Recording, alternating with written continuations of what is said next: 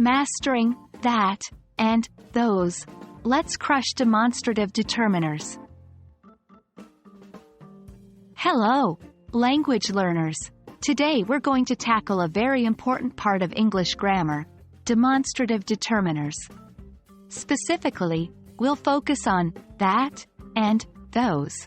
As we explore this, we'll also help you ace your assessments with some effective multiple-choice questions.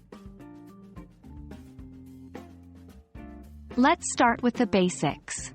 Demonstrative determiners are words that we use to point out specific things or people. In English, these words are this, that, these, and those. While this and these are used for items or people that are close to us, that and those are used for items or people farther away. So, when you're pointing out something that's not right next to you, use that for singular items and those for plural items. To apply that and those correctly, you'll want to keep the concept of distance in mind. But remember, this doesn't only refer to physical distance. It could also refer to psychological or temporal distance. For example, if you're talking about a past event, you could say, "That day was memorable." Even though the day is not a physical object, you're referring to it as something far in terms of time. And of course, that is used for singular nouns and those is used for plural nouns. For example, you would say, "That book is interesting," and "Those books are interesting."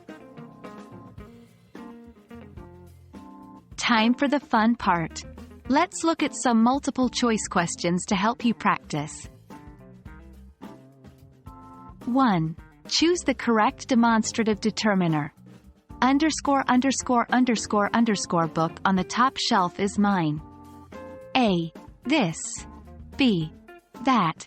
Circa these. D. Those. 2. Choose the correct demonstrative determiner.